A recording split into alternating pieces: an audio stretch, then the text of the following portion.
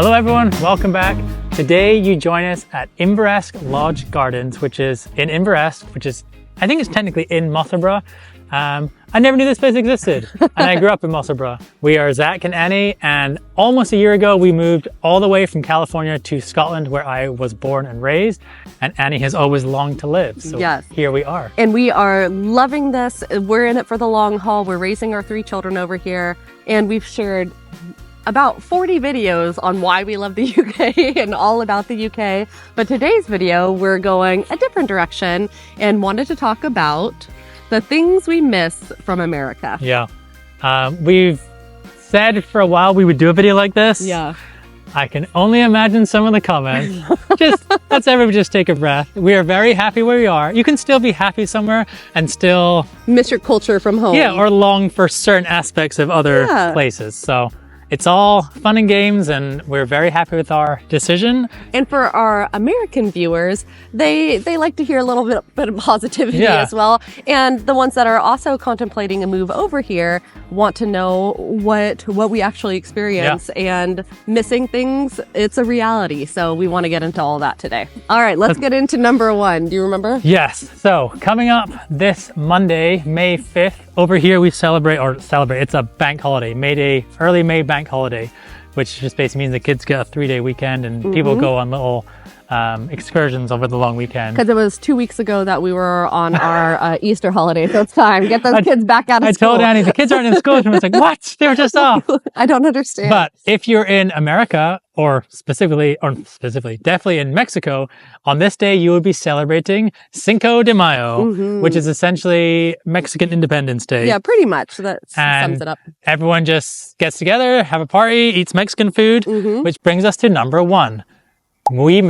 Annie specifically misses Mexican food. Yes, and Zach actually made a really good point about this. Over here, you can walk down your high street and there's probably 1 or 2 Indian restaurants in each town or village. Yeah. You do not see Mexican restaurants unless you're in a big city. Like, wouldn't you agree with that? Yeah, no, definitely, 100%. I can't think of a single small town that has a Mexican restaurant. Yes, it's not the same. And then in America, it's vice versa. We would walk up and down our main street, I guess. I don't know what you would call downtown? Downtowns, yeah. And you wouldn't really see that much Indian. It's definitely more up and coming, especially in the big cities. But Mexican restaurants, you'll have at least 3 in each town or city. So the other big difference is Mexican food in the US is good and it's usually quite cheap. Yes. Whereas Indian food in the US is typically not great and it's expensive, which is the opposite here. Yes. Indian food can be cheap and really good here, and Mexican food we found is more on the expensive side and not they make it good fancier. Or not what we're yeah, it's done differently over here. It's more of a fancy dish compared to your sort of mush that you get in America. People are going to come at me for that. It's different. Yeah, definitely. You don't get your queso over here, do you? No, there's a lot of guilty pleasures with Mexican food in the US, which I guess is the part that we miss. Like just being able to go, and it's usually you're sitting outside with having a margarita, a really cheap Mexican dish, and it sort of all slops together. Again, with a slop. You're not selling this very well. But it's always a good time, and that's just something that we miss. We don't really get that over here. And then when we plan our trips back, that is the one thing that Annie looks forward to, is like getting some good Mexican food. Should we go in the direction of holidays or more food now? We have a few more food ones, so let's do holiday. So yeah, our number 2 is missing how Americans, you got to give it to them, they go all out for every holiday. Yeah. And you get that a little bit here. It's becoming more normal to see things done on a grander scale. But I do miss just how people, I mean, for minor holidays, will go all in. Yeah. You can guarantee that if you want to celebrate a certain holiday or day, you're not going to be the only one. There's going to be other people, either people will have a party, or bars, restaurants will have an event, or there'll be people dressed up in something, even little things like, I mean, St. Patrick's Day is a huge one over there, but like everyone will wear like a little bit of green for good luck and stuff like that. Whereas And our kids were making leprechaun traps in school. I think it probably is different because we're in Scotland, not Ireland. that's so that's not a good example. That's not a good specific example, but just in general. Like Valentine's Day. Yeah. Everyone would come with their little cardboard box and decorate it for school. And then everyone brings their Valentines. Wait, what's the little box? What do you do with the box? You have a shoebox. You bring a shoebox to school. I did not, so I don't know. You cut out little hearts and tape them on and color your shoebox and write your name. And then everyone goes puts around their cards and puts their cards in with their little sweets or whatever it might be. Yeah, that's quintessential American. It makes a lot of sense. A lot of the American films that were made about people going all out to get home for a specific holiday, like Christmas or Thanksgiving. And on that, I must say, and we're going to leave the history alone, but I miss like a proper Thanksgiving. Yes, we have found a community here that we get to celebrate with, though, so that's nice. It's nice because it's very much, at least the way Annie's family celebrates it, it's very much about everybody just coming together. Yes. And it's just a big party. There's obviously no expectation of like gifts or it's just come together, feast together, and be together as a family or a family extended family group. And Annie's friends will travel from far and wide just to get back to her hometown to see their families. And it's just a really fun, like, few days. And it's what you do for Christmas over here. We just do it twice. Do it twice and bigger. Yeah. Okay, what's next? Another food one, I guess. Okay, we got to go into a good old barbecue. And barbecue food. So this rolls hand in hand with predictable weather. So these two go together.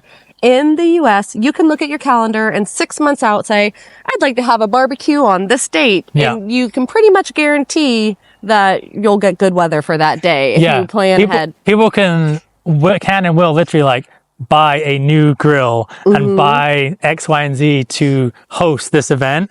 And it'll be another large event that's just warm weather, outdoor event. No one has a backup plan. That is not allowed in the UK. Yeah, there's no rain cover standing by. And it can include just your family or the neighborhood or anything. A lot of times a pool party is thrown in there as well. Yeah.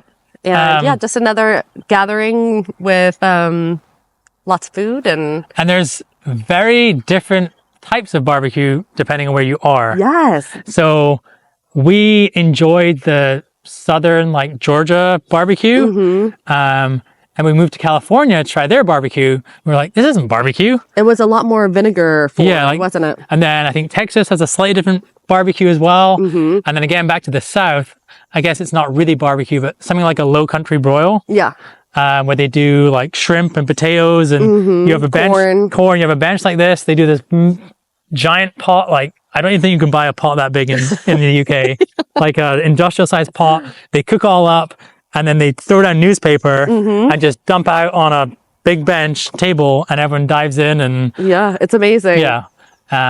So a good American barbecue is, I've not found it over here yet. No. Well, you just can't plan on barbecue weather over here. So most likely people have their small barbecues that you can bring in and out nice and quick. One of the first barbecues I had with Annie was on one of those disposable barbecues you can get at like a Tesco. Yeah. Where you just kind of light the box on fire and it. Had some hot dogs. We had sausages that cooked on half of the side and then it kind of ran out and Annie was like, this is not a barbecue. This is, you're just attempting. It was sunny though. It's it like was sunny. Campcraft, just surviving outside. But yeah. You can't complain. We had the sun in the sky. We were eating food. So it was fine. All right, let's go into school spirit. We've talked about this in previous videos, but the pride that people have for their school, for their children's schools, even growing up, and then going to my high school, everyone looked forward to our Friday night football game. And everyone from all the grades would go. You'd paint your faces, you'd wear jerseys, and go and watch your football team play. And this is the same in the winter season. We'd do it for basketball. We'd go to baseball games. So all of the school sports, and boys or girls, it didn't matter. So yeah, the school I went to was quite good at rugby in the winter, and then in the summer cricket. I can tell you for sure not many people were coming to watch cricket. And then rugby games, yes, some people would come and watch, but nowhere near the numbers that come to your high school games. Even at our high school games, we'd get up to 3,000 spectators. I mean, that would be a lot, but for a championship game or something. But we have concession stands. You could buy throughout the whole week before I don't know who would sell it, but school store would sell pom-poms. So everyone had pom-poms. And then sometimes they have like themes like blackout, like everybody wears black shirt or like whatever. You just don't get that over here. I can't even imagine what people would think if you were trying to sell like items to cheer with and like wear and then you take it to the college or uni level and it's just that times, well, let's actually do it, times 30? 20,000.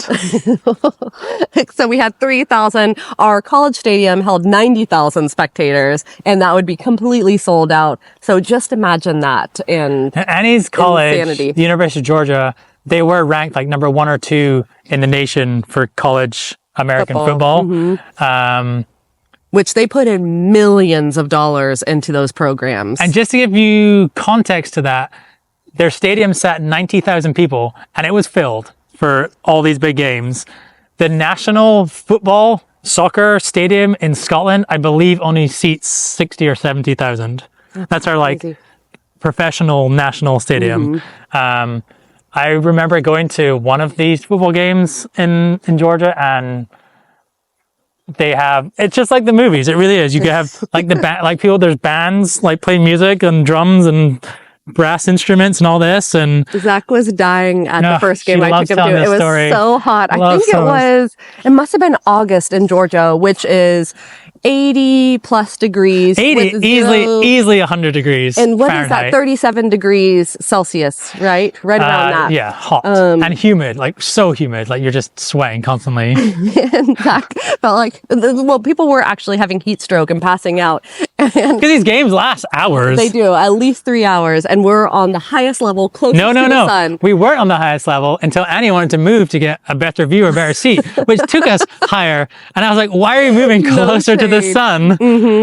And once we got up there, Zach, he just couldn't handle it anymore. I thought I was going to faint. He started saying this. This was before he lost his accent. He was like, "This is the hottest place I've ever been. This is the hottest place I've ever been."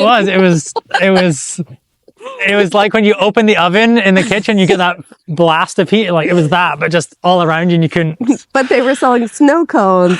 And Zach was like, yes, too. He bought these snow cones and just put them on his feet. I think Annie was like, "Oh, a snow cone would be nice." And I was like, "Nope." I was desperate I was a little Scottish boy who'd never been exposed to more than maybe 16 or 18 degrees Celsius with no humidity to this in like just what were we even talking about? Oh yeah, pro sport, color sports and pro sports. Yeah, and then even for especially for professional sports, like we have a lot of diehard fans over here especially for football, like to the point of violence.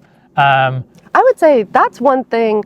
Ours, yes, people are deep-rooted in their love for their teams, but your football over here is on a different level. That is like, people are fighting and hurting each other. They literally have groups of people whose sort of goal is just to fight in the name of their team, which is a whole separate issue. But the point I was going to make is that people in the States, for their football team especially, will decorate like their entire garage or like man cave, cover it in paint the symbol on the floor and have a massive TV out there and the jerseys and the flags and stuff on the wall. And just that is all the glasses will have the emblems. Yeah, and if it's game time, that's where you watch it with your friends. And if you're not into football, then you do not disturb. You go and nod and drink and have fun with everyone else. And I'm sure there are definitely people like that in the UK, and there's people who spend a lot of money going to all the games and that. But for a lot of the people in the US, the games are almost less accessible, I think, especially if you're supporting a team that you grew up in one town and then moved to another town, for example. So they'll go all out no matter where you are. Whereas I don't think that happens so much here because you could get in some issues. Yeah, I with could that. see that. Yeah. Let's bring it back to food. We're very good about talking about food.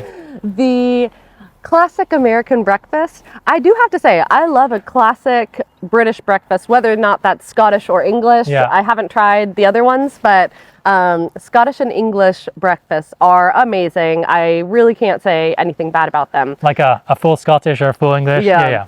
I'll eat Fry up. those any day of the week. But I do miss having the option to have an American breakfast, and you just can't get that over here. You don't get the same type of waffles, American bacon. I know all the Brits are going to be like, that American bacon's disgusting.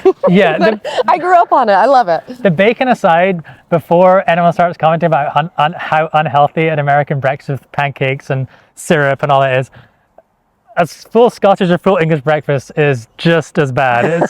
You're going to die of a heart disease either one way or the other. So Yours is more like a savory death. Ours is like Yeah. by sweet. maybe more grease, but less Grease, sugar. Yes, yes. Grease. But no, Annie's right. The like classic fluffy American pancakes, the waffles, What else comes with that? the sweeter side of it, I do miss. If I could combine that with UK like meat, Extra gluttony. So you just want both. well, What you're saying? because UK sausages are better, They are. UK bacon's better, Uh, eggs are eggs. I do like the beans. You the don't eat baked beans? Yeah, and I love having mushrooms and tomatoes. Yeah. So you I would don't miss the American breakfast? I would like to combine as well. I would say with the American breakfast, you'll get a bowl of fruit typically. Mm-hmm. So you'll get blueberries, strawberries, maybe some melon cut up alongside. Again, just like the movies, the films, when you see like, oh, honey, come down, I've made breakfast, and there's this table of like 20 pancakes high, like enough bacon for an army, eggs, like that is how the like breakfast is served. I mean, not in that quantity, but those And are the stuff you not get. daily, but like on a Saturday morning, Yeah. that was always what our family had. And it was quite enjoyable. And that, I guess we can touch on we've mentioned before, but the donuts. We've still not found donuts to compare They're just to different American here. donuts. Mhm. So we miss the donuts. We won't go into any more detail with that, but we are big fatties, and all we miss is food. We definitely need to do like what do we do to exercise? Because people won't believe we eat any of this stuff. Hopefully. All right, what's next? Another food one or not? I can't even remember. Oh, fruit pies. Oh, so it's another food one. Another, yes. So fruit pies. In the UK, they do it right with your meat pies. I'm obsessed with all the pies you can get over here. Anyone who watches our channel regularly knows that I will die by consuming too many pies. We had a whole video or two just eating meat-based pies. And they are done excellent over here. What I don't understand is, if you know how to make such a good crust and base, why do you not do fruit pies? Yeah. Like you always do. We do more like cobblers. Yeah, like rhubarb crumble. Yeah, or crumbles. Yeah. Instead of with like the pies with like the lattice pastry on the top. You just don't do the pies, then I don't understand. Because very rarely you can find them. So what is your favorite one, or the one you miss the most that you've not found over here? Like pecan pie? Oh, I do love a good pecan pie. That's I assume you can't grow pecans that well over here. I don't know. I don't know either. You just don't really make them. You don't do pumpkin pies. I love that. I love am I just gonna list Go for it. Go for it. Every pie Annie likes. Little pie face. I like apple pie. I like strawberry pie. I like what else? What's your favorite? Okay, my favorite Yes. pie. My favorite pie is cherry pie. Cherry pie. I feel like And you don't do cherry pies here. I feel like you don't even have it that much yourself. I don't guess the rest of your family don't like cherry pie that much either. They will have it for my birthday. Which is coming up. So if anyone wants to send a cherry pie recipe up from the UK, I'm sure Annie will gladly. I will eat that. Yeah. Along with all the other British desserts I've grown accustomed to. I mentioned in other videos I'm not a big fan of the like baked fruit pies. Yeah. But pecan pie, I do like. They're good. Okay, what else? Is there a non-food one? Yes, lake days. So this one, once again, it's just different. I think you just don't have the weather for the water sports. In California, Zach and I in our 20s were this close to saving our money, every last penny that we were clutching to, and buying a speedboat. Yeah. It sounds ridiculous to say, but it is not weird to do that. And that was before we sort of developed in our careers and stuff. Like this would be a push. It would be something that we'd have to save for, but it was actually a legitimate... financially possible without being like rich. Yes.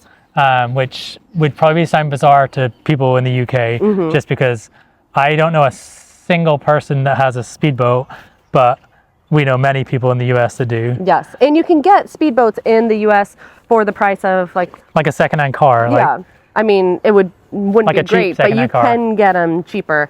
And they do say when you have a boat in the US, you have the 2 best days of boat ownership are the day you buy the boat and the day you sell the boat. They are constant work, and you have to take them out of the water in the winter and winterize them. It's a lot of maintenance. But having said that, especially when you're living in the southern states with the humidity, sometimes, not the only way, but the best way to escape that is to be next to a body of water and do water sports. Live on lakes or rivers. If they don't have a pool, you are finding a body of water and getting respite from the crazy heat and sun, and it's necessary. Even in where we met in New Hampshire in the summer, it's warm enough, isn't it, Annie? No. It's warm enough to be on the lake. Zach so we were summer camp counselors. I was the water ski wakeboard specialist. Zach was a camp counselor, and we had totally different experiences. The first time I jumped in that water, I thought I was going to have a panic attack and have to be hospitalized. These are lakes which in the winter are frozen over. Yes. And in the summer they melt, and then you swim in them, or you take the boat out. When you got in, it was like the warmest summer water. That was this was before I'd been to the football game and the hottest place on earth, and this was the warmest body of water I had ever been in, bar like when I went to like Australia. I actually did not know how people weren't wearing wetsuits. Like, I wanted to cry every single morning. You'd have to get in the water. We had to do these things where you look for bodies, just practice drills. Yeah. And I'd be the first one to tap out and be like, I need out. I can't do it. They did this thing every morning called the polar bear plunge. Basically like the loony Duke, but you do it every morning to like wake up. I was like, I don't see the challenge. This is just like jumping in like a mild temperatured bath. How many people went to that? Like 4? It varied, but entire camp? Yeah, out of the hundreds of people, there's maybe like less than 10 people each morning. But the Scotsman was there bright and early for his summer easy way to wake up. But yeah, the lake is accessible, and I mean, I learned how to wakeboard, and it's just, you can wakeboard or you can just sit on like an inflatable rubber ring, or there's many flotation devices that can be pulled behind a speedboat. It was funny. For all ages and abilities. And when we were at camp, because everyone else found the water cold, Zach brought his cabin out on the boat and I was driving, and he was the only one. He had a full 90-minute session of kneeboarding, wakeboarding, whatever. There's these little kids. Best summer ever. That they get allocated time in a day. It's like, all right, you're going to do water sports. Like, oh, incredible camp. Like, get to go on a speedboat. I don't think I'd ever been on a speedboat before. And yeah, there was like maybe 6 kids with me. And he's like, all right, who's first? Expecting them to be like pushing each other away. Like, no thanks. I'm like, what? And then I was like, all right, what do we do? And he's like, do you want to go? I'm like, heck yes, I want to go. So yeah. And he just taught me how to wakeboard for a couple hours while these kids were like on the boat. I was like, I was with the kids also shivering. And it was nice because when you went in, I didn't have to be in the water too. So like I was supporting them to like get them up of the Thank God. And he took great delight in seeing me fall face first many times into the water. Hey, that doesn't say anything about my teaching skills. Well, I mean, I'm not going to get it the first time. Although, one tip only, if you do fall off skis or a wakeboard, let go of the rope. Don't try and recover it. You can't. You can't recover it. If you're face first, you can't. No, you can't. Although many do try. Yeah, I did. We're going to take it a little deeper here and then end with a lighthearted one. So dim the lights, spotlight on Annie. But the feeling of innate belonging, I sort of miss. So over here, I do love being American over here because it's an easy way to talk with someone. They hear my accent and immediately people easy are icebreaker. Intrigued. Yeah. Like, oh, where are you from? And then we get to talking, and that is a nice icebreaker. But I miss saying, oh yeah, 7th grade, and being able to relate to knowing exactly what that means for someone else who went through an American 7th grade and middle school, or knowing things like prom, or just what our national exams are. Little things like that play so much into just understanding a culture. And although I'm starting to feel more at home in the UK, I think it's just something that is going to take so much time to where it's second nature, knowing where people are coming from when they mention something. And I think watching the kids go through it will give me a better understanding. But yeah, I mean, even more recently when we moved over, just you, like, when someone said, like, even talking about the bank transfer or little daily things that a local would take for granted, and you're like, wait, what's that? Or she'd have to come and ask me. Like, there was a spell that you find quite hard because you felt you had a lot less independence because you didn't have that innate understanding of certain things like that. Because even if I'd go to the chemist or pharmacist in the US and ask for something for allergies, over here it's called hay fever. So there's always this little language barrier, even though we both speak English, but just cultural differences in how you name certain things or what medicines are called. It's just everything you have to learn from scratch. So I do miss just having background knowledge of a place. I can definitely empathize with that. I had the same experience moving over there and having to sort of repeat yourself or like use different terms, ask questions that make you feel uncomfortable just because, like, why would someone of your age be asking like what this word means or like how you do this or that and the other. And it was a challenge. It is a challenge. And I now understand Zach held on so long saying Z instead of Z when spelling things out until people just did not get it when he'd give his email and start with Z was the first letter that came out of his mouth. This silly girl. Oh, I'm not silly. I mean, just met with she was a young girl in like, it was like a clothes shop or something. And they always ask for your email address to sign you up for this, that, and the other. And I was too new to be like, I'm not giving you that. Anyway, so yeah, it's like, what's your email address? I was like, Z. And she just had her finger over the keyboard and was like, I'm like, okay, Z, but you couldn't have got that. Like, go through the alphabet quickly. There's no... Anyway. And I used to laugh at Zach. I was like, ha ha ha. Like, it brought me joy a little bit. It was funny. And now over here, I'm like, Z. Like having to spell things out with the letter that you're not used to. It's so strange. And then even like flipping the dates as well. Yeah. Little thing, like, that's so hard. Our child was like rejected from the primary, how do you even say that? Grade level, primary year? Yes. Primary year, year of primary school because they thought he was like older or something, whichever way around it is. But like little things like that, like even for me having to sort of come back, things like that I've had to check just because I had to consciously learn to flip it the other way to begin with. Where you feel so stupid when you're picking up a prescription. They're like, okay, what's your child's birth date? And you're just sitting there like, and then it's like, change it back. It's like the whole thing about if you're walking up the stairs, like, don't trip on the stairs. You think about it so much, you overthink it, then you get it wrong. And then having 3 kids, it's already hard enough to keep track of their birth dates. And then having to flip part of it, it just makes you feel pretty dumb when you can't just spout out your child's birthday. Yeah. So I guess little things like that as a 30-something-year-old, it just sort of, I could see how that could be a little... Yeah, I can't complain too much. We do absolutely love our lives over here. And this is what comes of a big move to a new country. Having the accent, people like show understanding. Yes. And but it's just something we notice. And it was challenging for both of us in either location. Yeah. And it's nice because Zach's gone through it, so he can fully empathize and gives me little bits of encouragement. I sit back and sort of chuckle a little bit, and then like, okay, that's a little bit mean. Here, I will help you kindly and not make fun of you, even though her family make fun of me from the way I spoke. Still do. Not made fun of. They were envious.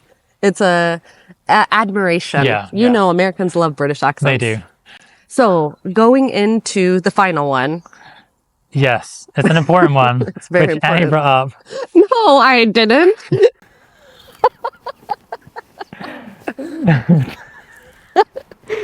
Apparently Annie thoroughly misses American toilets and the way they flush. No. But yes, I do miss American toilets. The flush is like a vacuum seal. Like, Yeah. So the American toilets use a lot more water in the bowl. And I think because of that, it makes a stronger like clean out process. yeah, I don't know. Other thing about American toilets, no, it's not off the topic, but it's a little deeper than we're expecting to go. American toilets are typically plumbed into the floor. So it goes like, and the toilet goes down under the house. Whereas, at least both of our toilets, and I think most of the toilets in the UK, go like out the back of the toilet. You're right, they do. So I don't know if the extra water plus the gravity helps with that or what it is, but I do remember even visiting America, sitting on the toilet like, oh, the water level is kind of close to everything. That's uncomfortable. Yeah. But yeah, the quick flushes, like here you have to hold down, it seems with most toilets, unless you get a really fancy new one, you have to hold down the it's like a gradient of the flush. Like way too long for my comfort. Where I'm just standing there like, Yeah. And then in the US, they sometimes have like 2 options to flush, and it just does it with a push of a button. Yeah. So Annie's moving back because she misses the toilets. Is there anything else? There was one we were going to start with because it was a joke. Hershey's chocolate.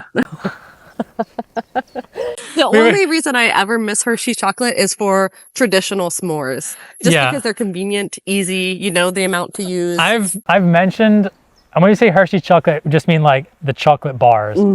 I've mentioned Hershey's chocolate to people over here, and they will get very angry about how disgusting it is on its own. And compare it to like a bar of like Galaxy or Cadbury's, like it no one eats just a plain Hershey's bar. Like no one eats that. Plenty of people must. I can't imagine. Because they come in the little Halloween like minis as well. No, that's the one you trade. No one wants the Hershey's just bar. But you want the ones with other stuff. I will agree with Annie. When you combine them with a marshmallow and a graham cracker, which is close to a digestive biscuit, and you're at a bonfire, the Hershey's chocolate works just fine. But on its own, like literally tastes like something went wrong. I can't think of anyone who just eats that. Like they just use like sour milk or something by mistake. Or just like sewer We're supposed water. to be talking about things that this was a joke. Most people have stopped watching by now anyway. That's true. Anyways, I think that's it for today. We're keeping it short and sweet. Actually, I don't know if this one was short. I guess we'll find out. Yeah, we tend to ramble a little bit, but we enjoy it. So thank you all for watching. If you've lasted this long, we are still very close to 25,000, which is staggering, amazing, and we are very grateful for that. If you are in the East Lothian area, highly recommend Inveresk Lodge Gardens. Absolutely stunning. And there's so many little areas There's just to explore. a donation box, so it's very easy to get here. There's little fairy houses for the kids to explore. There's a pond that they say you can bring a net to try and discover and there's beautiful gardens. For sure. Yeah, so this is our first time. It's been beautiful, incredible, and still getting garden inspiration. True. So it's really nice to see and explore all these places. But thanks again for all of your support. We just are amazed at how many of you keep showing up week after week, and we'll just keep pumping out these videos. I guess I shouldn't say pumping over here. But we did. All right, bye-bye. Bye, take care.